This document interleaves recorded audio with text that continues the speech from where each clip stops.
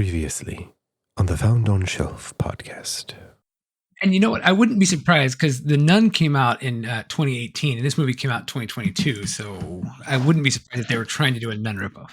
I have a feeling that this movie is probably created because Mark Polonius wanted to do a Nun ripoff and Anthony Polonius wanted to do a Krampus movie. And they just agreed and they're like, boom, here we go. I don't know. You got any last words for us, anyone? I think I actually do have some bullets for that gun. I think I'll just, guys, I think it's been good, but I think I really just need to go and...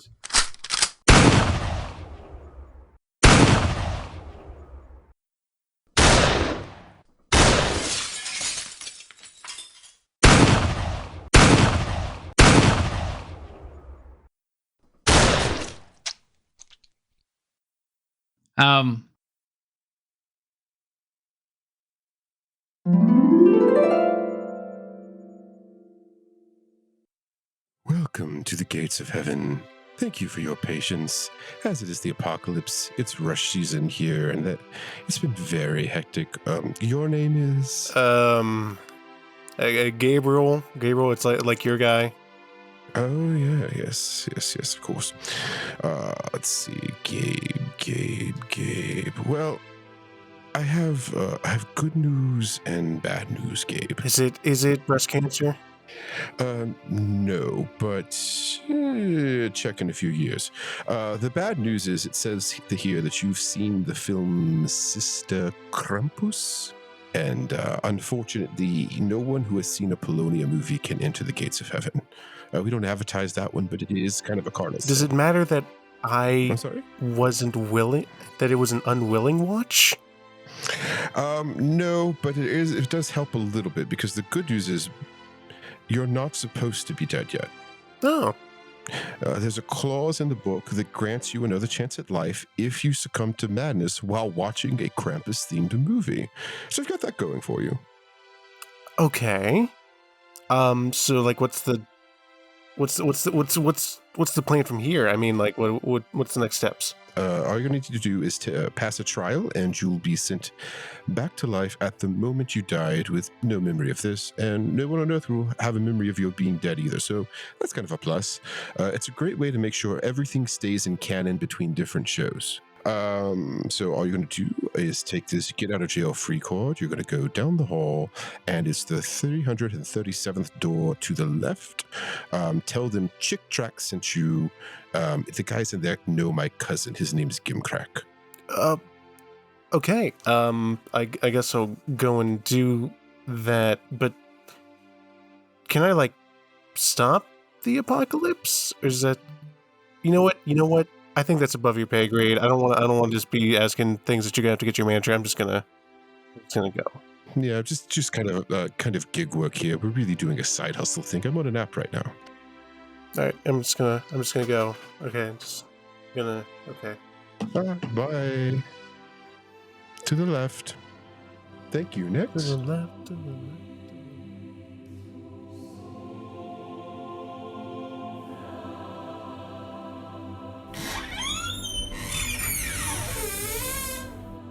Hey. Shit, you're here too? Unrelated.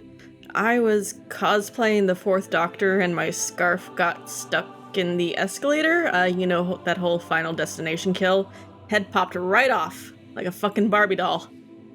Whole head and lap here. That's not usually my thing. Funnily enough, I died dressed as the Ninth Doctor, but I find that jacket comfy. Huh. Is it just us? Do we need to, like... What's the...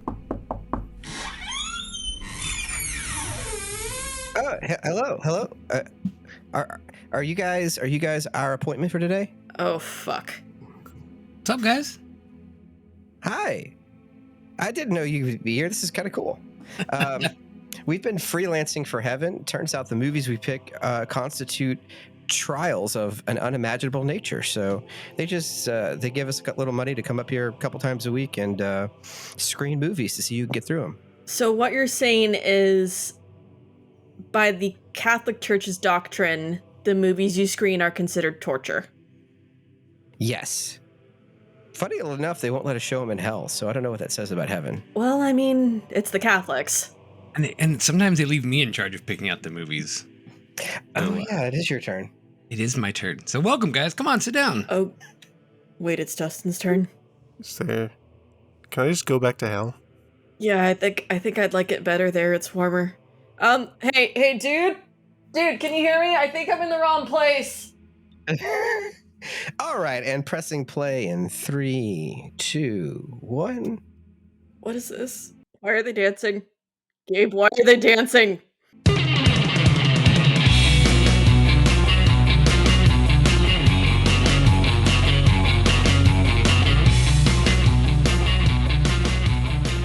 Hey, everyone. Welcome back to the Found on Shelf podcast.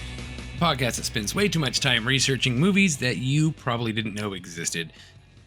Go check out our website, foundonshelfpod.com. You can leave us voicemails, comments. We might just play it on air. And since this is our third season, we are celebrating by picking only part 3 movies. And my name is Dustin. Joining me, as always, is my good friend and yours, Patrick. Patrick, how are you? I'm hanging in there. Yeah, so we are tasked today with trying to put some people through some tortures and to see what they could what they could withstand. So joining us for this episode for that and other reasons that will be explained shortly are our good and recently dead friends from the Glass Half Full Moon podcast, Gabe and Casey. What's up, guys? I've been better. So, okay, let's break kayfabe for a moment. What the fuck is this movie? Yeah. Why'd you do this to us? I say that Okay. so often. Dustin, do you want to tell them what I text you while we were reviewing this movie? Which time? There was a few There messages. was a few. Well, halfway through, I just said, "What in the literal fuck even is this?" Yeah. Okay. I mean, it wasn't the worst movie, right? It's so nebulous with you. Listen, here's the thing. Here's the thing. I've been thinking about my own death a lot lately. Mm-hmm. And the songs of this movie will haunt me beyond that point. This movie is a obscene crime that is an esoteric beast that has left me unwell. Well, but I mean, you guys are going through the whole Full Moon catalog. So, is this worse than that? This movie gave me acid reflux, which, as you know, Oh, jeez. presently my head is in my lap and I've got the stomach acids came out my neck hole, which was kind of uncomfortable. Much like this movie, just kind of uncomfortable. Yes.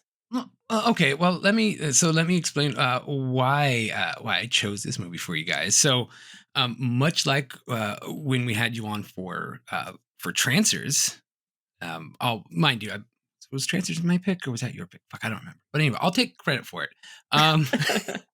So this is a movie that is Full Moon adjacent without being Full Moon because Josh Kirby was part of Charles Band's Moonbeam Entertainment. So there was a connection. So I had to have you guys on here because in a little history about Moonbeam here. So in 1993, Charles Band decided, hey, in addition to what I'm doing, I'm going to start up 2 very different labels. One, Moonbeam Entertainment, which is what we're watching here, specialized in family-orientated sci-fi and fantasy films. And then the other one that he started the same year, same time, was called Torchlight Entertainment, and that one specialized in softcore porn. Are you sure that wasn't done earlier? That was done in the same year, 93. They split off and did them both. I think that might have been done earlier, just Well, he's dabbled in a few of the different in the genres, and he's changed the name a couple of different times. But Torchlight was the one he did. You've seen what we've watched. I have taken in the eldritch knowledge that is Charles Band's autobiography, and knowing how his childhood has gone, the fact that he started a porno business and a kids film business at the same time makes perfect sense. Yeah, it's kind of taking his 2 psyches at the same time and just kind of focusing on them. This is truly the distillation of his ego and superego. Or was Aiden his super ego, rather? So Moonbeam was releasing Prehysteria, the movie about the dinosaurs, while Yeah, why didn't we watch Torchlight. Prehysteria 3? There was a third dinosaur movie, Dustin. I know, Dinosaurs were on the table. Why are we watching Trapped in Toy World? because it's funner. Did we even say what we're watching? Hi, hello. This is the Phantom Chef podcast. Tonight we're watching Josh Kirby, I was getting Time there. Warrior I was 3, first. You didn't let me finish Trapped talking. in Toy World. Well, if we would be here all night. Yeah. No. Oh, I had this. You had to think about these juxtapositions of where Charles Brand's mind was. So Do any of them explain why there are so many goddamn colons in this movie? colons. Josh Kirby, colon. Oh, Time Warrior. I thought you were 3, talking about colon. assholes. Well, that's later because the time warp does look a little bit like a quantum colonoscopy. But right now, I'm talking about Josh Kirby, colon. Time Warrior 3, colon. Trapped in Toy Yes. World, colon. What in the fuck was this? No, you forgot. It's Josh Kirby, Time Warrior, exclamation point. Oh, you're right. And it's also weird because everybody and I think in all the movies actually refers to him as Josh Kirby. Like nobody just calls him Josh, except for in the first movie, one guy did call him Josh Man, Kirby Man. Did you watch the first movie? I watched part of it. I couldn't. I was going to try to torture myself and watch all of them. And There are 6 of them. You would be dead. I would. I would. So okay. But you didn't let me this finish is telling you about Torchlight. Okay, tell us about Okay. Torchlight. Like a dog with a Okay. bone tonight. I have to get to the point. I here. mean, it is Torchlight. There is a bone of some sort. There's lots of bones. Lots of bones. So like I said, Prehysteria came out at the same time as Beach Babes from Beyond came out. Okay. Moonbeam had Pet Shop, which is a cute movie about aliens that came to Earth. To try I watched kidnap the children. hell out of that as a child. well, Because it was in the kids section at the video stores. You just rent whatever was there. I watched that movie like so many times. Yeah, and so when Moonbeam made that, Torchlight was making Test Tube Teens from the year 2000. Okay. So, but yeah, the Torchlight brand was only made 8 films. They didn't go for very long. But one of their films was Petticoat Planet. That was actually a Torchlight as well. Isn't that one of your guys' movies that you were watching, or is that one that you skipped? No. I don't remember. No. It doesn't exist in canon. Okay, so that one's out of the way. We So, have yeah. made the decision that we're not going to watch softcore porn. Okay, so Gabe that's and I why- already do a lot of uncomfortable things together. Yes, that's why we didn't go with the Torchlight. So Torchlight was making Young Blood Fresh Meat, and Moonbeam was making Jesus, gosh. Josh Kirby Time Warrior. So that's what we're talking about today. Josh Kirby Time Warrior. Part 3. You guys excited by this? You don't sound excited. I would rather watch Ascalon 7. That can be arranged. Who wants to try to pitch this movie? Quantum Leap for Kids? All right. I've got one. You ready? Sure.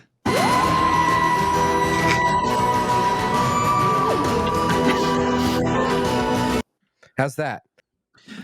Okay, so yeah, I'll get back to that in a second. Yeah, I got some things. If to say you're about not a that. nerd, that is the Doctor Who theme. Yeah. So one more for me is hey, writer, I know you got this barely disguised fetish. What if we did that, but in a kids movie? And here's the thing, that was the pitch someone sent to the writer. Here's the thing, someone sent my pitch to a writer, and that writer wasn't like, fuck off. Someone wrote this. Yeah, this was very. It's not as egregious as Gator Babes, but it's definitely the same vibe of how it gets written. Yeah. So this whole series is pretty much a ripoff of a Doctor Who serial that was known as Key to Time during the Tom Baker years. Is that one of the ones Douglas Adams wrote? Yes. Where the Doctor, K9, and Romana go across time and space to collect 6 pieces of the key to time to stop it from being possessed by the evil Black Guardian. Wait. Yeah. No, hold on. Is that why they made Dr. Zoetrope black? I wasn't going to say it, but he was the only black guy in the entire movie, I think. I was going to point that out, but it's so much worse now. Yeah. Yeah. I mean, we don't know what that bear looked like under there. Oh, you do know what the bear looked like under there, and I will tell you why you know that in just a bit. Here's the trailer. It's showtime! Fuck you, John's It's music. here. From Moonbeam Entertainment, creators of Prehysteria and Dragon World, comes Josh Kirby, Time Warrior, the very first live-action serial created for video retailers. I've got to try and save the universe. And now, the Time Warrior excitement continues with Chapter 3, Trapped on Toy World. Yes! One of 6 full-length live-action movies with cliffhanger endings for the entire family to enjoy together. Join Josh, Prism, Azabeth, and Irwin 1138 as they journey to incredible new worlds to stop the evil Dr. Zoetrope from his mission of destruction. This will be a war through time, and Dr. Zoetrope will take no prisoners. You're no match for me, Josh Kirby. Paramount will release one chapter of this unprecedented 6-volume series every month. But to intensify consumer interest, Chapter 1, Planet of the Dino Knights, is followed just 1 week later by Chapter 2, The Human Pets. Now in Chapter 3, trouble aboard the Time Pod sends Josh to a strange planet inhabited by the most playful characters in creation. This place is really weird. No, it's not, you silly. It's Toy World. And when danger strikes, bombs away! Josh and his new friends unite to stop the enemy. Get up and fight like toys. Trapped on Toy World. Save up to 11% with every 2-pack and up to 18% with every 3-pack purchase of this title and on every title in this series. VOP includes a theatrical-sized poster telling renters all about Josh Kirby, Time Warrior Chapter 3, Trapped on Toy World. Remember that Chapters 4, 5, and 6 will each be accompanied by their own posters in the months to come. A spectacular Duravinyl banner promotes all 6 movies in this unprecedented new collection. Plus, a trailer will cross-promote the entire series on each individual chapter of Josh Kirby, Time Warrior. Yeah! The time is now to treat your customers to the thrills, the magic, the adventure of the very first live-action serial created for video retailers. Come on, guys. Josh Kirby, Time Warrior. Now offering Chapter 3, Trapped on Toy World. From Moonbeam Entertainment and Paramount Home Video. So do we want to talk about the fact that the trailer you found is the trailer that they used to Yes. put video stores? I picked that for a reason. Yes. So yeah, this was basically because what Charles Band did with Blockbuster mainly was he had these he sold the movies to like Blockbuster for like $100, $200 per tape. Mhm. So they would buy these movies, and then his goal was to, hey, if I get them to buy a new movie each month but sell it to them as like a, hey, the kids will come back every month because they all end on a cliffhanger and they'll have to keep coming back to rent more and more. So that was his kind of his push to that. We know it didn't work because this is the only time he did it. Yeah, I don't think it was. Can I just point out the term first ever live action serial? Mhm. Isn't that just a movie? Well, I mean, I think it was that. I don't know. He just markets shit. He had a guy on a microphone. They could say whatever they want. So yeah, that trailer felt despicable. Mm-hmm. Yeah, A little bit. Was and such he an failed obscene with his line. plan, which He failed. He's a Yes. failure. so he came out with the first Just like the one, Monster Bra. October 24th. Yes, just like the Monster Bra. He did come out with part 2 a week later on Halloween in 1995, but then he didn't release one in November, he didn't release one in December, and he didn't release one in January. So his monthly releases skipped 3 months, and then I couldn't even find out why, and then it went month to month after that. The fact that they were releasing them monthly means that, God, that production schedule. I feel so bad. Yeah, that's why they just filmed it all in Romania. They just wanted to get it knocked out as in course, she's in fucking Romania. Yep. Yep. That's still 6 full-length features filmed back to back to back to back. Just holy shit, that production schedule. Everyone must have been so fucking tired. It explains some things in this movie. Oh, the delirium? The delirium, yeah. 20-minute dance scene, yeah. I swear, if any of these people actually had agents, they needed to be like not only fired but imprisoned. Yeah, some of them had more acting roles than others. But This trailer I found disturbing on another level because talking more about Moonbeam Pictures, I am disturbed and enraged by how much of my childhood consisted of watching these dumbass movies from the start. I never saw a Josh Kirby movie, but I've seen all the pre-story movies. I saw the Pet movies we were talking about. I have seen Dragon World that they talked about, and I know I've seen the Leap and Leprechauns movie. So fuck. Yeah. I'm coming for you, Charles. That was at CUMING. This is not Torchlight. I am filled with This is true. rage. Yes. How about did you ever see Remote or Magic Island or Mystery Monsters? No, I thankfully escaped those. The Clockmaker, Shrunken City, all those were all more Moonbeam. But anyway, we're here to talk about this fine Moonbeam production. Oh, thank Josh God, Kirby I've not 3. seen any of these. If you feel a little bit better, you're at yourself now, don't you? I feel better knowing that I was not exposed to these as a child. Yeah. I could have turned out like Patrick. It's like, so looking at, But to be fair, this Josh Kirby movie came out when I was 3. so the thing is, realizing that you watched a Moonbeam film as a child is like realizing your favorite Minecraft YouTuber ended up being a racist. Is that the equivalent for the modern era? See, well, we're here to raise awareness about the toxic side of Minecraft, and also, what the fuck is up with this movie?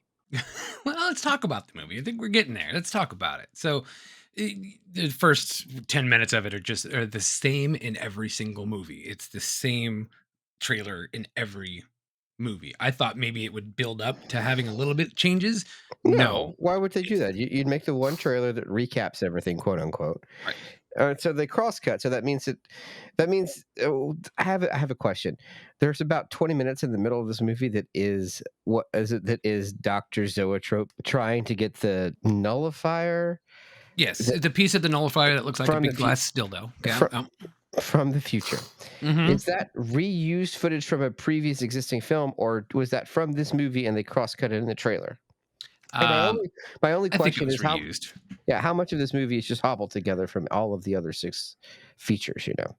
Yeah, I have a feeling that every movie is only really about 40 minutes long, and it's just pieced together with a bunch of shit from the other movies. I will say I am grateful for the recap in the beginning, because it means I wasn't totally confused, because then I would just be angry and confused at the same time. You see, Charles Band knew that someone would be doing this on a podcast in a couple decades, so he left that recap in. It was all predictive programming. It's all podcasts. Right. If anyone would have foreseen podcasts, it would have been Charlie. And if you looked at like the movie titles, it almost it was I don't think they were ever really like saying part 3 on the box of the movie itself. It would just be like Josh Kirby Trapped in Toy World. So a kid would pick up that movie and then they'd see a trailer for the other ones. They're like, oh shit, there's more of these movies. I gotta watch them all. And then they'd pick up parts 1 and 2 or whatever. So as we're getting into this, Dustin, part of the lore is that you have a child, right? That's not lore. That's accurate. So it's part of the lore, too, I guess. But yes. And compared to some of the child programming that you've watched with your own child, how does this compare? Well, my kid's friggin' weird. You know what? She loves to watch Storage Wars. How does this compare to Storage Wars? 10-year-old kid is sitting around watching Storage Wars. Give me the similarities and the differences that this has to Storage Wars. Okay, but I can tell you some of the other. Well, it's filled with a bunch of shit that nobody wanted. Okay. Let's actually talk about the movie. What's the premise? Is that there's a evil device that will destroy the universe that has been scattered throughout time and space, and Josh Kirby needs to go get it with his Doc Brown and Leela and marketable plushie to go and find the different parts of the thing to do the thing. Yes. And it's just supposed to be throughout time because he's supposed to be traveling through time, even though it seems like everywhere he goes is an alien world. But he's not time and alien warrior. He's just a time warrior. So I think I can describe this entire movie succinctly in one sentence. This is madness. This is utter madness. yeah. No, well, this is Charles Band. Yeah. Yeah. So I guess we kind of start off with he basically Josh Kirby is flung out of whatever weird time vortex stream, and he's like stranded on his own because I think in the previous two movies it was like him, the chick, the doctor Irwin 1138, no relation to THX, just throwing it out Yeah, there. sure, no relation. Yeah. And so it was Irwin, the chick, the warrior chick, the little freaky prism dude, and Josh Kirby all trying to do stuff. But this is him kind of on his own because he got kicked out into the time sphere, whatever the fuck. I don't know. I think that might have been a blessing because I don't know if I could have survived Prism, Azabeth, and Irwin through the entire movie. You remembered their names. No, you're looking at IMDb. You didn't remember their names. Yeah. Here's the thing though that I noticed. While Josh Kirby was going through that time vortex, he was followed by the ghastly grinner from Are You Afraid of the Dark? Oh, the hand puppet? Yeah, no, the weird Jack in the Box jester thingy. Yeah, that was wild. It looked like the ghastly grinner. It looked like that. It looked like Jester from Demonic Toys. It looked like Six Shooter from Puppet Master. It's all the same Jester. Pretty much. know. Yeah. You guys one mask, you just use it over. It didn't help that I just got such TV vibes from this, and it didn't help that considering the Josh Kirby movies are the only like non-TV related things that this director has done. Everything else he's done has been for TV. Yeah. And it pretty much. shows. Yeah. It's very, and he didn't direct all of them. I think he only directed 3 of them. and somebody Yes, else but did it's still a decent chunk. Oh yeah, it's good half. And yeah, so all right, so he lands. He hears this weird, creepy like chick singing about it's good to be a toy in Toy World. You gotta, oh God, no. Yes. No. Do you hate me? I'm chill. The chills. Oh God. She can't hurt me. She's not real. She can't hurt me. She's not real. She can't hurt me. She's not real. Hello? Why is it still going on?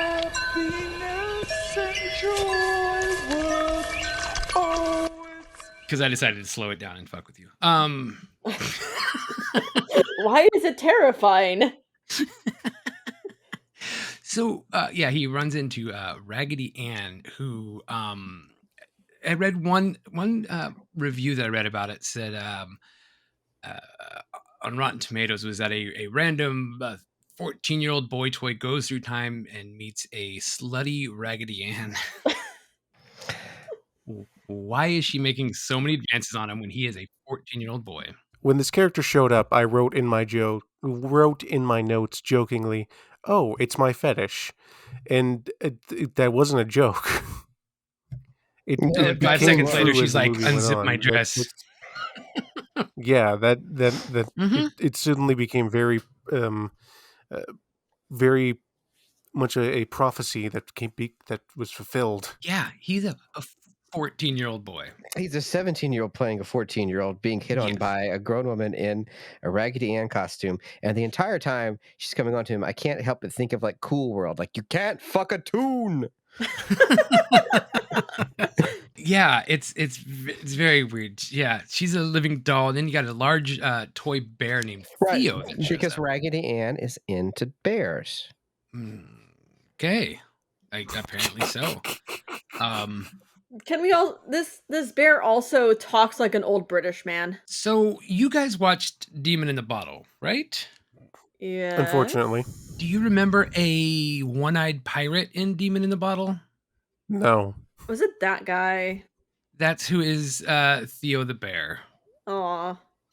Oh Is the no. one-eyed pirate who was also he was an assistant director for Leapin' Leprechauns and Petticoat Planet. So he's versatile. Well, that explains why he looks like he's wearing a fursuit when there's actual teddy bears walking around later that look like bears. I won't lie, that Theo did kind of grow on me. Yeah. Like, as insufferable as this movie was, Theo grew on me. I think partly because of the old British manner of speech. I'm just like, that's endearing. And also because he punches a guy. He does punch a guy. Yeah, that's always nice. He Let me- he endeared himself to me. It's just like that scene from Wicker Man. Wicker Man. God, I haven't seen that movie in forever. Have to remind me what scene. When Nicolas Cage dresses When- as a bear and punches a guy. Oh, Oh wait, wasn't that Midsummer? You know, when they put Nicolas Cage in the bear suit and then set him on fire? No, that was Cowboys for Christ. Isn't that Willy's Wonderland?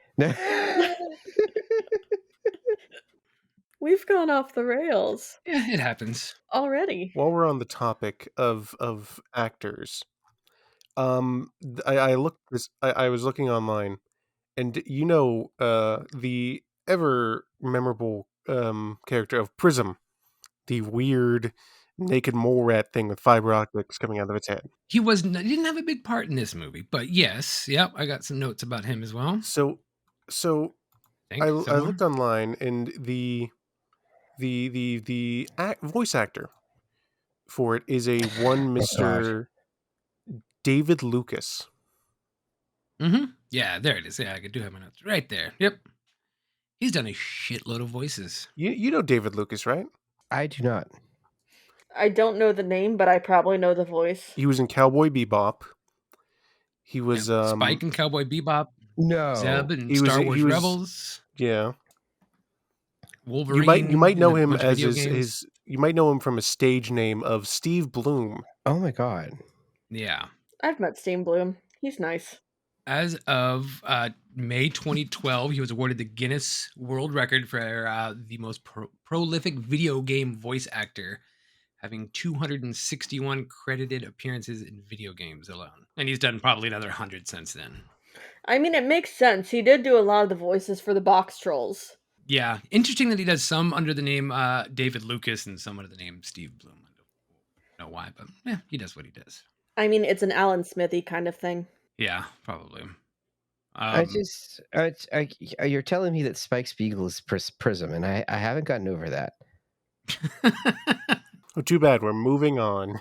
You're gonna have to carry that weight.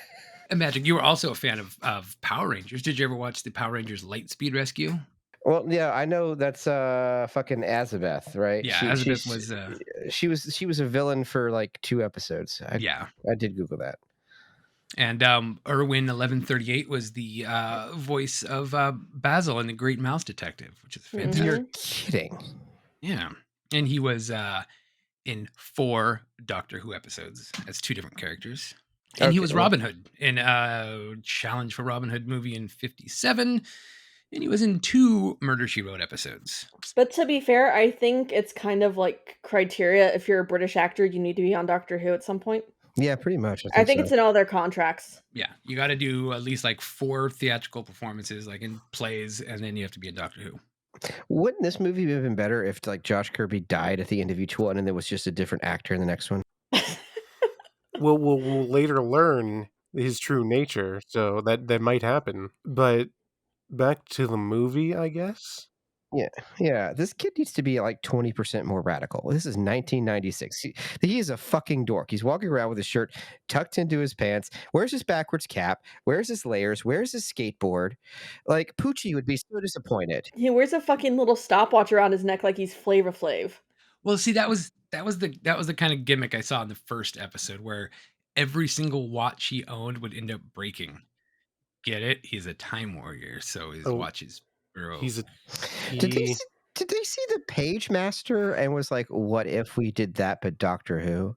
He's a Time Lord. He's a warrior, just different.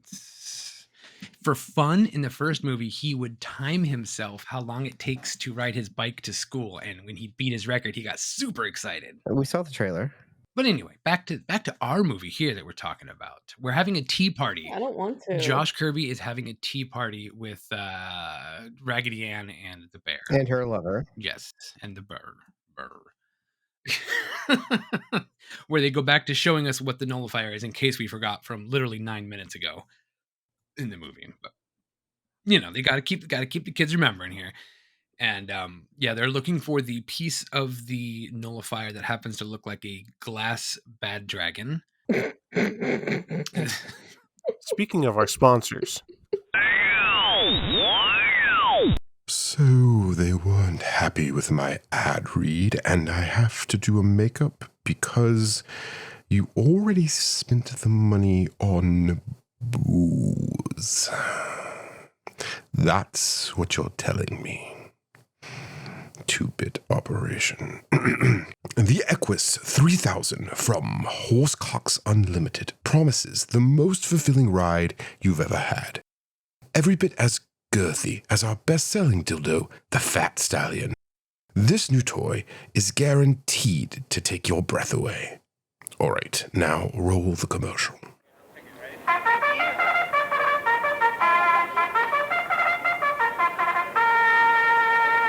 And she's off. Flicker starting off in first, but rounding the corner. Yes, it's Equus 3000. The newcomer is strong, powerful, and designed for pleasure. Breaking away and taking the lead, he's coming to the finish line now. He's coming, and we're finished. Equus 3000 takes the win. The new Equus 3000 from Horsecox Unlimited. The only bet that will make you feel like a winner. I hate this show. This episode is brought to you by the letter ugh. So yeah, it's gross. It is weird looking. But then like this is weird. Your Jack in the Box thing. Yeah. Yeah. The weird For laughing some face that reason. pops out, the little Jack in the Box thingy that has the nullifier, and it's like, here you go. Yes, it's the ghastly grinner. He shows in the time vortex. Yeah. What is the motivation for nullifying all of existence? Well, actually, you know Profit. what is well, yeah, this whole movie is about capitalism. Dr. Zoetrope works for like British Petroleum. Well, so You got to make space for the new gas line. I don't think any of us are going to watch the rest of these movies, right? No. Okay, so I'm going to spoil the No. shit out of it. I got to. Do we need to? I mean, Well, do we need to know where it's going? It's going into madness. I kind of want to watch parts 5 and 6 because I found out kind of what happens at the ending, and it's actually kind of interesting. It turns out that Irwin 1138 was the bad guy the whole time. Dun dun dun. Okay. Okay. Yeah. So the guy that you thought was good is really bad. And I think Dr. Zoetrope was actually good, but I didn't actually read any of that. I just assumed. Can I just read the Wikipedia article instead? Yeah, if anybody actually wrote one, because nobody gives a shit about these movies. No, here's the thing. I'm sure. So what they you're saying did. is you're gonna watch them and write the wiki article. I'm not going to watch them and write the wiki article. He's going to watch them and write the 7th part as an AO3 fanfic. Listen, here's the thing. The wiki does exist, and it has Yes. barely anything on the actual film itself, Yeah. but it does have all 22 of the Code of Kang. Yes, the Code of Kang is in all of them.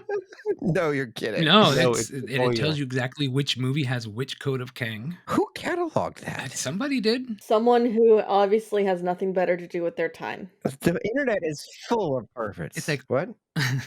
on Wikipedia, the premise of the whole series, all 6 movies, is done in 2 paragraphs, but then they have all 22 listings of the Code of Kang. Do they even like track? I just figured they were just pulling them out of their ass for comedic effect, quote unquote. No, they don't. Because later on, Lore, because lore. but they don't track because later on, Lady Girl is like the 13th code was lost, but on the Wikipedia, they They apparently revealed the 13th code in the previous chapter. So no, it doesn't track. Yeah, okay, because like she's doing two bits at once, right? One bit is like, well, she's like the tough girl character. She's Annabeth, she's Leela, but like she's also Starfire because she's the alien with strange words that we don't and rituals that we don't understand as the butt of a terrible joke. Yeah, I Right. guess so. Is it pre-Starfire? I don't remember when Starfire was, but she's definitely an oddity of the bunch there. And then we meet a French egg. Yeah, but oh wait, I did have this line. So Is it just going to be you and your silly English kniggets? What are you doing? so when Annie and Josh are walking around and the bear is like bouncing around back and forth. This is just, here's the line she says. To feel the warm touch of a non-toy caress. To share with that special someone a physical and emotional bond of pure passion. You can't fuck a tune, Josh. I'm telling you, you can't do it. I know it's hard. You gotta run. He's 14. Let's can we also dig into the fact that they're not called humans, they're called non-toy? Non-toys. Well, I mean, if you come from Toyland, you'd call them non-toys, I guess. They sound like toy supremacists to me. Well, here's the thing. In that same scene, earlier she's like, I wished I could feel to push myself through the trials of being a human. And I'm like, are these libertarian toys? I was thinking the same thing. Like you could just hear like the Rush music start up in the background. No wonder there's so many bears around. That's a deep cut. Okay. What were you going to say? The actress, Sharon Lee Jones, that plays Annie. This is her last movie. She never found work after this again. And I imagine most of the cast had a very similar experience. Okay, well, besides that, she was in Leapin' Leprechauns. Yes, and also Princess of Space. She was in Murder, She Wrote. And this is her second appearance on the podcast, technically, because she starred in the movie Princess Warrior, which was the movie they were showing at the drive-in in Getting Lucky. Now, that's a deep cut, Dustin, my friend. That is a deep cut for you. I didn't even remember that they went to a movie in that movie. Do you understand the sentence you said to me just now? What's great is I have a copy of Princess Warrior, and it's going on the roulette wheel or whatever we want to call it for next season. Are you sure? I think they definitely did that on Best of the Worst. I don't know, but it's going to be there. Onto the wheel of pain. So she was probably, I would say, at least 25 or older in this movie for sure, because she was nude in the Princess Warrior movie, and that was in '89. So yeah, there's a big gap of a big age gap going on here. I'm not. Are you telling me that there was impropriety in like production values in a movie that Charles Band made? Yeah, there might have had some writers crossing over between this and Torchlight. I don't know. Shocking.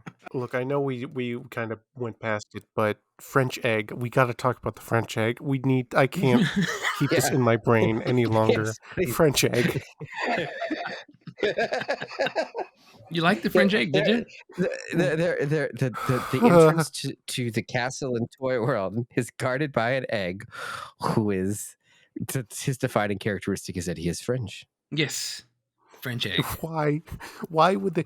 So we learned Geppetto made these toys. Why would he make a toy that has no arms, that has no legs, and exists only to be a French egg? What kind of torturous existence did he impart upon this poor soul? This is obscene. And the madness only grows from there. No, Gabe. Gabe, it's not obscene. It's excruciating.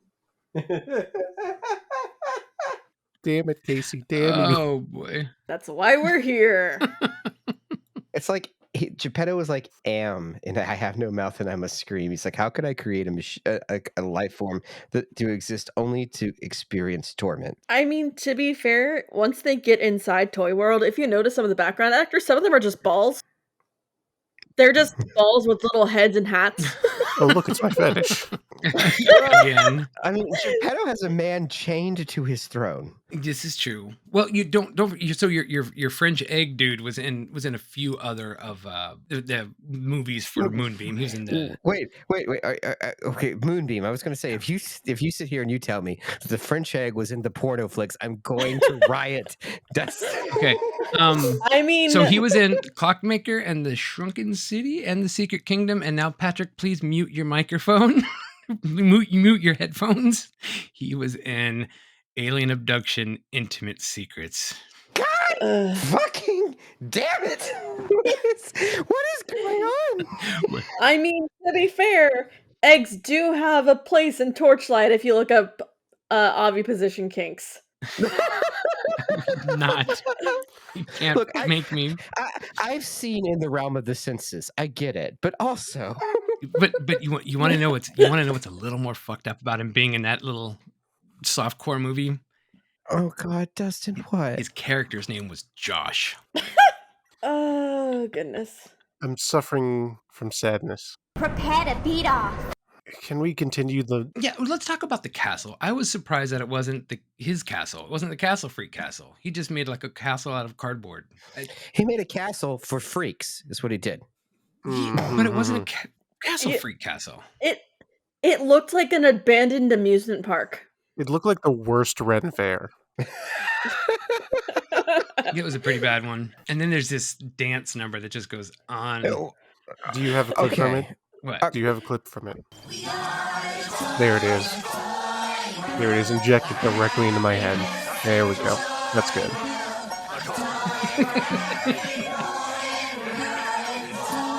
Dustin, look, that's enough.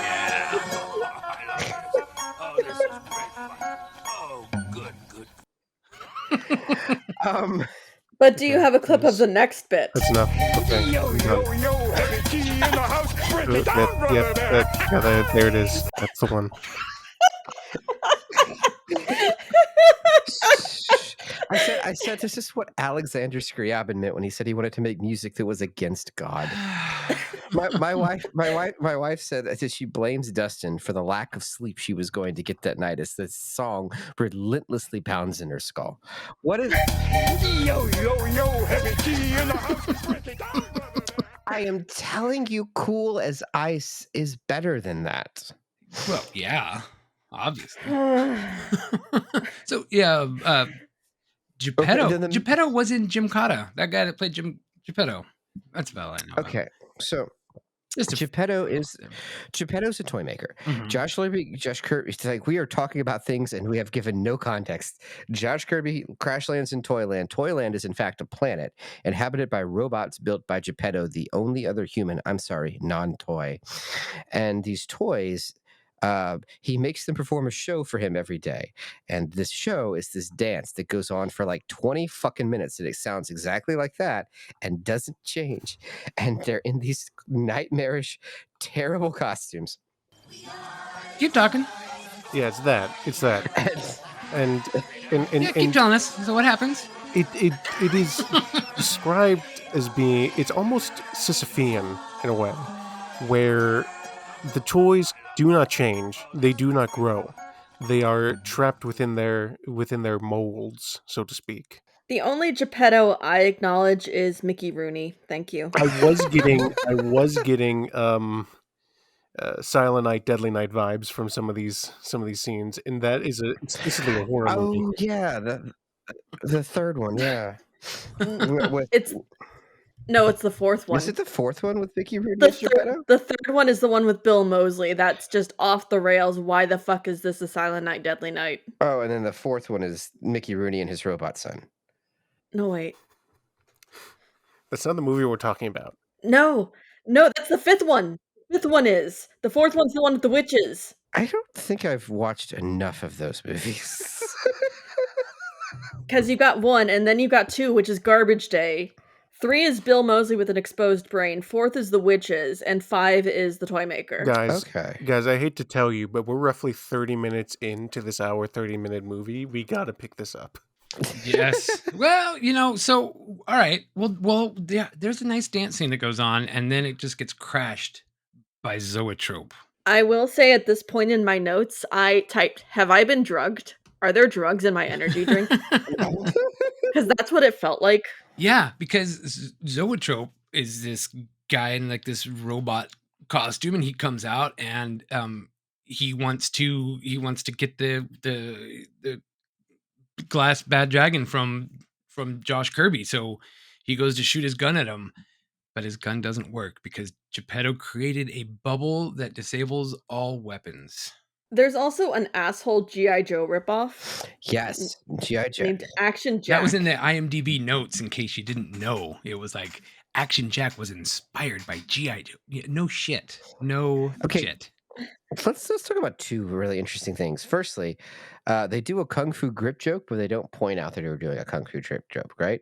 He goes to shake his hand, and Action Jack crushes Josh Kirby's hand almost. Yeah. It's a kung fu grip joke. That's clever, actually. Yeah, but like they didn't take the pause. Yeah, they didn't pause to say kung fu grip, action grip, or something like that. They just kind of let it hang in the air. Wasted potential. I know. And the other thing is, again, Geppetto has this man chained to the throne that he sits on every day, like Jabba the Hutt. Yeah. Honestly, I think that's for a good reason. Do you think that that Action Jack, because Geppetto made all of these toys, is like a distillation of Geppetto's war criminal tendencies, and he keeps it chained in a symbolic way? That could be true. No, we've got a much deeper analogy here. I like it. Yeah, if you spent they didn't spend any time thinking about that though. They just thought, hey, he's a bad thing. We'll chain him up. Because I mean, literally, the next line here is like he's trying to get the whole thing, and then Annie slimes him. He runs off in the car with Geppetto, and then Zoetrope just suddenly puts people under mind control. And then the line that they say is, "Mind slavery is a lot of fun." Oh, it's my fetish. But Zoetrope was also like, "Oh God, they don't have minds to control." Yeah, but apparently just plays games with them, and that's how you control the toys. He gets advice from Action Jack, who's like, "There's only two ways to control a toy. They deal in fun or they fear punishment." Yeah. So no singing or dancing until you capture Josh Kirby. You're all grounded. There's potential in this movie, like, but it could be like it was funny. At one point, Raggedy Ann was sad, and she starts drawing little teardrops on her face.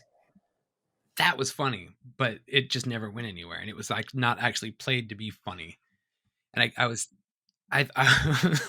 you should go with that. But what is the point of Zoetrope's giant robot suit if he can't accomplish anything in it? Well, he can travel through space and time apparently. Okay. I don't know why he didn't use his giant claws to just crush Josh Kirby's face. Yeah. I mean, well, because he's secretly the good guy. Yeah, maybe, but he was gonna blast him too. Well, he was about to crush him, and then Annie dropped a bunch of milky paint onto him.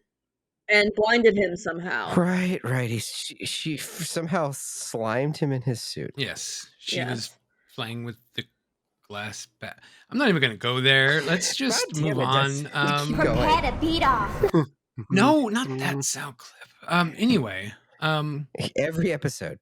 So they hop in a tiny car, and they drive away, and they go to the Nightmare Forest. You know the Nightmare Forest, of course. Yeah, everyone has a Nightmare Forest. Yeah, Forest Nightmares. Yeah, where no toys are allowed to go or can go. You know, named after its founder, Frederick Nightmare. Frederick von Nightmare. Yes. Yeah, and it's just isn't that Gimcrack's cousin? Like you could. No, that's Chick Track. He guards the gate over here at Heaven. Weird family. No, I forgot that is the lore. Yeah. With a very complicated cosmology of our bad movie podcast. Mm-hmm. Okay. So on the ship, aren't they? You cut back to the ship, and there's really nothing happening in the ship except for they're trying to find out where Josh Kirby is, and the. I could have sworn I saw a belly button on their TV screen at one point. Well, maybe they were watching that one movie. What was that one movie we watched, Patrick? The Japanese movie with the weird thing on the screen and the guy in the... The Funky Forest. How can you ever forget the name of the Funky Forest? It should be burned into your brain forever. The insanity that is the fucking forest. I forget where I put my chapstick, and I'm addicted to that shit. Wait. No. Actually, let's dig into this because the movies you remember, the movies I remember are so wildly different. Because you reference specifically the movie they show in the film Getting Lucky, a movie that I have no memory of watching. And I'm like, what about the funky forest? You know, the one with the weird Teletubby dick, and you're like, nah, I don't remember the name of that movie. Yeah, but I remember the scene. That's true. You did remember the scene.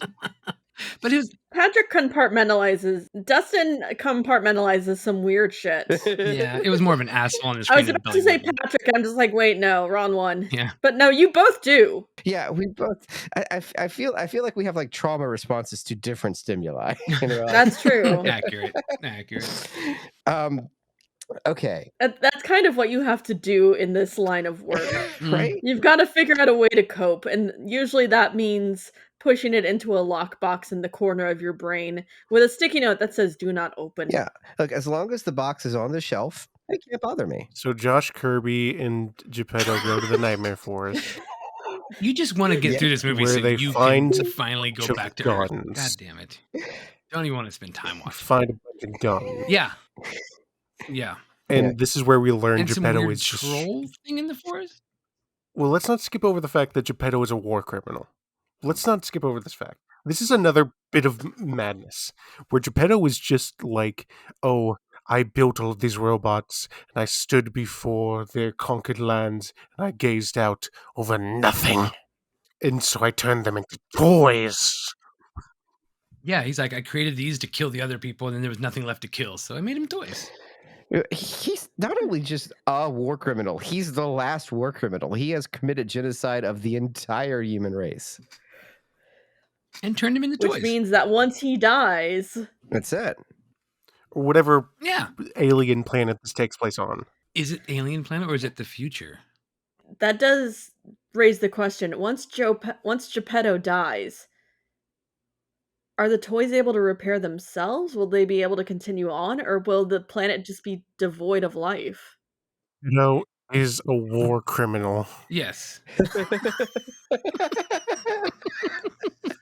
He murdered his race. Yeah, he did. He murdered his entire race. He is now planning to create some kind of machine to defeat. There are thousands of other nightmare forests. That's one thing he says that is maddening. And what he also does is he's going to build a device to fight Zoetrope, but not fight him because war ends in nothing good. And then we meet the weird troll with the one tooth that is going around and is telling riddles to Josh Kirby. And it's like, oh, it's time for you to tell me what is the time traveler that came here who's undressed. And Josh Kirby's like, I don't know, fucking man. Why are you throwing me off this cliff? And then Josh Kirby's like, oh no, I'm a time lord. Yeah. Yeah, he's like, oh, well, it's to me. be fair, this knockoff Jim Henson goblin straight up almost throws Josh into the bog of eternal stench. Yeah. And then you also have Zoetrope and Action Jack and a bunch of other toys that include a Mexican in a poncho for some reason. I don't understand that one, but that was a toy.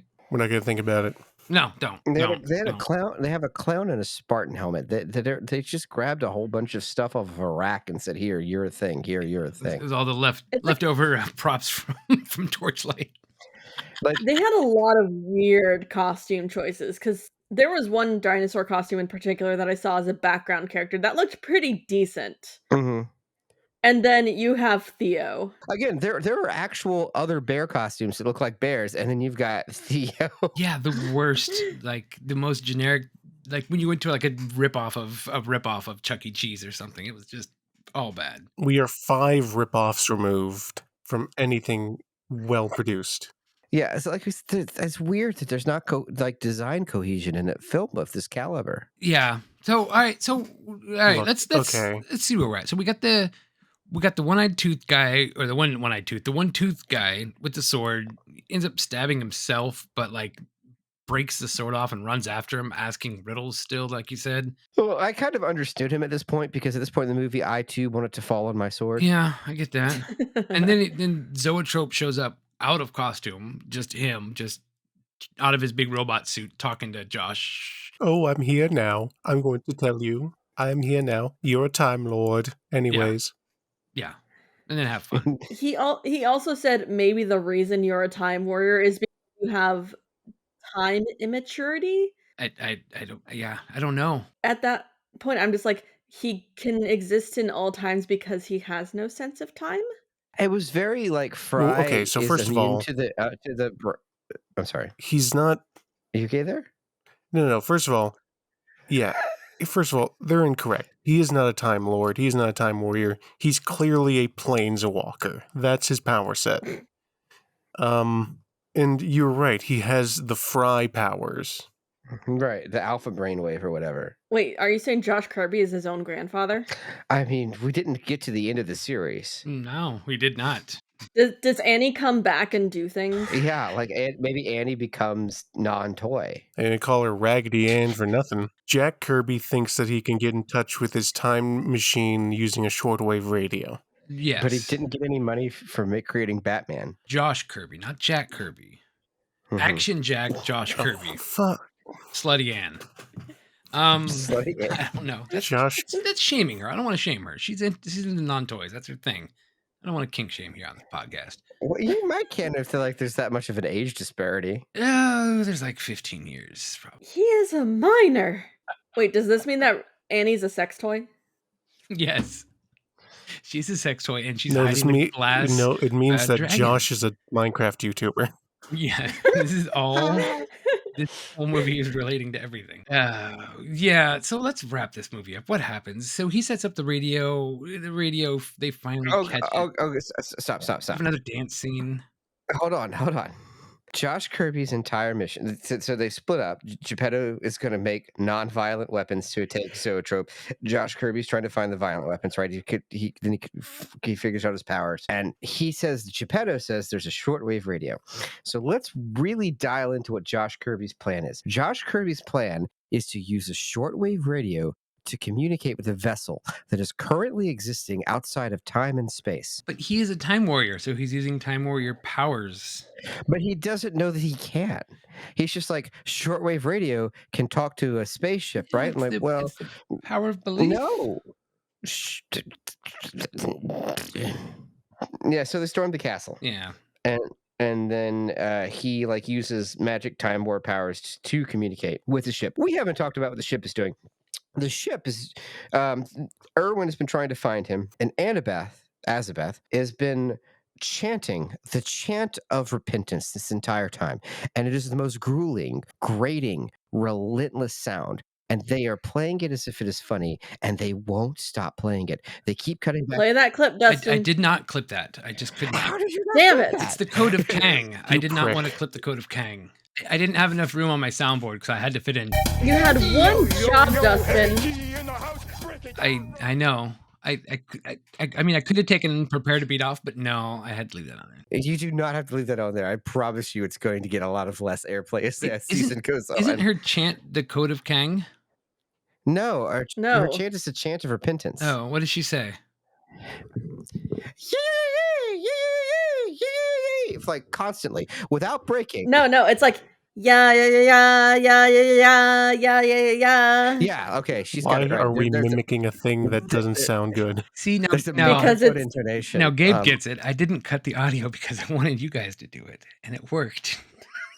It's because I am a severed head and I have nothing left to lose at this point. I have resentment that can grow, though. I feel like that was Pavlovian, and I am I being trained? You might be. Damn. Okay, so they storm the castle, and the toys, and Zoetrope wants to use the toys to fight them, but the toys revolt. Now, keep in mind, Zoetrope is supposed to be the absolute most brilliant mind in the entire galaxy. And they, He keeps saying it, but I think it's like the way that Elon Musk says it. yeah, because they stop him by throwing pies at him until he gets frustrated and leaves. Well, this pissed me off too.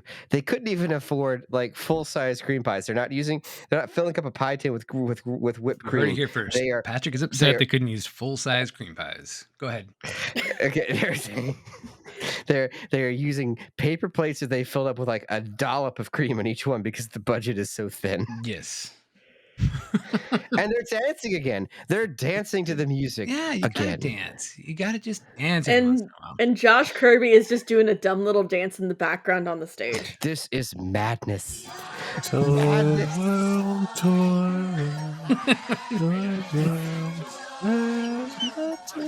Guys, I don't think Gabe is passing this trial. I don't know. I think Gabe's gonna be stuck here.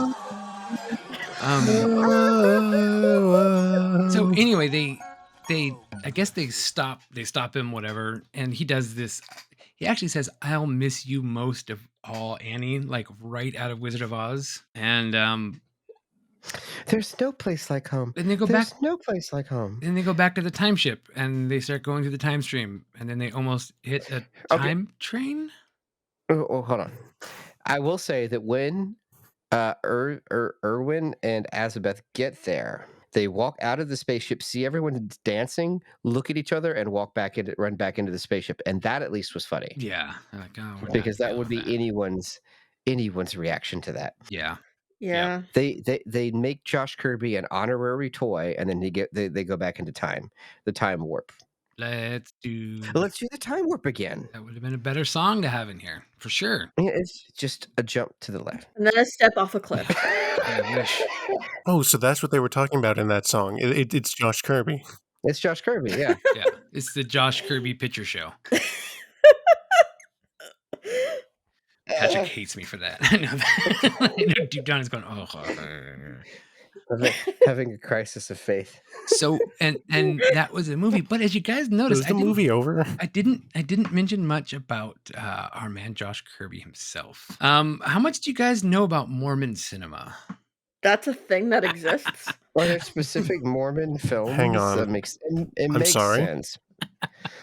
But like, so this series of movies was originally supposed to be filmed in Salt Lake City, which is the home of Corbin Allred, our actor here. And he's LDS. He was born in Salt Lake City. Yep, you guessed it. He is a Mormon. So yes, there is a whole genre of Mormon cinema that I had no clue existed, because apparently they do it really low key. They don't quite shove it down your face as much as some of the Christian. You know what I'd rather do? I'd rather look into a hat than watch Mormon They're trying cinema. to deny the fact that they're Mormons. Look into a hat.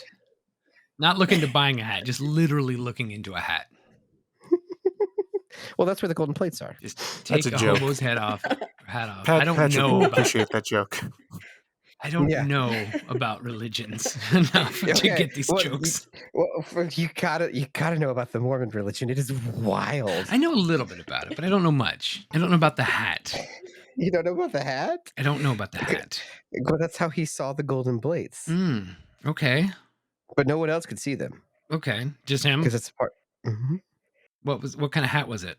We're not here to talk about Mormonism. We're here to talk about something even more insane, which is Josh Kirby. That is a great segue. So, Corbin Allred, who was Josh Kirby here, was in a couple of movies. His first film role was in Robin Hood Men in Tights. As a young lad was his title there, which was... Well, that's interesting, because in our last movie, the thing I forgot to say is that Spanky is Blinken in Robin Hood Men in Tights. Oh, no shit. Yeah. Okay, I love Blinken. And now you love Spanky. Yes, I do. Yeah, this dude was in a bunch of just random. He was in like one-off of a bunch of different TV shows. He was in a show called Teen Angel, which I saw that. I vaguely remember. Holy shit! A kid eats an old hamburger and then dies and comes back as a guardian angel. It was part of TGIF on ABC. Yeah. So Josh Kirby. Patrick is realizing how much of his childhood was owned by Charles Band in some capacity. Patrick, how many of your favorite YouTubers turned out to be racist? So yeah, and then Corbin Allred was on this show called Granite Falls, which was, I guess, a show packed with Mormon ideology. He was in this movie called Out of Liberty, which was sold as just a Western in 1839, but it turns out that it is a movie about a man tasked with watching Missouri's most wanted men as they await their upcoming hearing. And it was about Mormons being imprisoned and ran out of Missouri. Right. So that's kind of, I guess, along the lines that Mormon cinema is, where they just kind of disguise it as being something else a little bit. Did you and you've picked this and you haven't gotten us a sound bite from I Believe or any of the songs in the Book of Mormon? No, I've never seen the Book of Mormon. Really? Yes. It's fantastic. I know. I've heard nothing but good things. Nothing but good things. But I think we are now, speaking of good things, we have made it through this movie. We've made it through all the facts. It must come to an end. Everything I've got to talk about. It must come to an end. Well, you know what? You know what? First, before it comes to an end, we always have to ask. In a way, I brought you here to offer you a job. No. You think you can do it better, so here's your chance. So the voice of God demands you need to change 3 things about this movie, or about the series, or about the franchise, to attempt to make it better. It doesn't have to be just. Wait, given that we're here, does this mean that there actually is a God? Yeah, that was actually Morgan Freeman in the next room. I just called him over here. He's God. Well, shit. It wasn't a soundbite. That was literally. So him. are we? So I have thought about this. Mm-hmm. First of all, first thing I would change is I want to see Geppetto make a bigger, more impressive thing at the end. Because really, he just kind of makes a pie throwing machine, which is like I don't get it. Yeah, it's pretty stupid. Also, I would like to keep things exactly the same, production value wise, but I want the actor for Josh Kirby to be more horrified at all times. I love that. Okay, just to be appropriately upset by everything that's going on around him. And one more Toy World song. One more Toy World song. But yeah. it's already. We only have the 2. Yeah. It already but both of the 2 are like the same song. They last for 20 minutes. One was just by one person. One was I know. I want it again. The experience is not unlike going to a worship service at an evangelical church. It just keeps going, and it's the same over and over and over again. Did I ever tell you the definition of insanity? Yeah. We got Casey. Do you have anything you wanted to add to any changes? Is it bad that I almost want to see what Brian Usna would do with this? Yes. It would improve it. I mean, Usna's done some weird shit. I feel like this is right up his alley. Yeah. I would love that. I mean, he did the one with the other Geppetto. Yeah. Oh, the horror movie, right? Yeah, he did this on Night Deadly Night 5. I forgot. He did 4 and 5. I mean, that is what he would do with this material. He made that. He directed my favorite Reanimator, Bride of Reanimator.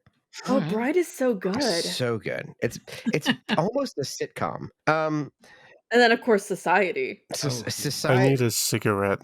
Society has got one of the best lines ever, which like, how would you like your tea? Sugar, milk, or would you like me to pee in it? So, Patrick, did you have anything that you wanted to change about this movie? Yeah, well, let's keep all of the changes we've just said. Yeah. But 3 things that I will add. There's a different Josh Kirby in every movie because he dies and regenerates. All right. If you're going to do it, just do it. Time Lord. He's a planeswalker. Make him like 20% more radical. Let's make him like Max Goof or Poochie from The Simpsons. Let's just really go for it. Yeah, he needs a skateboard. Throw a skateboard in there somewhere. Throw a skateboard in there. For the love of God, it is 1996, people. Get on it. And because it's 1996, at least one of this particular one should end with a basketball game to decide the fate of Toy World. Yeah. See, now I've got this weird need to hear Josh Kirby say, "I must go, my people need me." It would be great. Well, and in the same exact way, just like freeze frame up. Yes. Time lapse. Still photo. So Patrick, did you get a word? Any information? Did they pass? Are they good to go or what? Yeah, they're fine. Now, if you'll give me your cards, we'll stamp them real quick. All right. Wait, I know I'm fine. Gabe is looking a little worse for wear here. Gotta get him out. Get him out of here before they change their mind. Before he collapses. Before you guys, when you guys head down there, first, thanks for joining us, and tell the people how to find you, where to find you. Is Gabe gonna be okay going back down there? We reproduce our podcast in Glass Half Geppetto and its Toy Land, and where we review Gabe, all of the toys in the French egg. And Gabe, you can Gabe, find us take your wherever your Gabe, shortwave take- radios will reach. Gabe, take your card, go to the next man, he'll get you sorted. Yeah, I think that he'll be fine once he comes back to life. It might just like make some decisions like watching Head in the Family or something stupid. Yes. Can we dress up Justin Trudeau as the French egg? I mean, it's not like he's never done a controversial Halloween costume. I'm sure we could get him to dress as the French egg. You are obsessed with that French egg. While we get Gabe reprogrammed to get ready to go back to Earth, we are Glass Half Full Moon. We're going through the Full Moon catalog, much to our own detriment. You can find us where you find most podcasts, and I'm sorry in advance. Yeah. All right, and well, thanks to all you Glass guys. Half French egg. Thanks for listening. You can check out new episodes in about 2 weeks from today with New Release Tuesday. And in the meantime, feel free to check out our website, foundonshelfpod.com, where you can tell us the 3 things that you would change about this movie. Leave a voicemail, buy some merch. We got merch for sale. Or just comment on an episode. You can find us on all the social networks, Found on Shelf Pod. And go check out our YouTube video. Patrick's doing some fun things over there. And guys, you guys want to try to exit rather quickly. Since we started the apocalypse, we figured while we're here, we could like maybe talk to God, see if he could reset it since it wasn't supposed to happen yet. I don't know how that's going to go down because we don't exactly have an appointment. We do have kind of a way into heaven. So we're just going to walk to the front door, see what happens. Everyone have yourself a good French egg.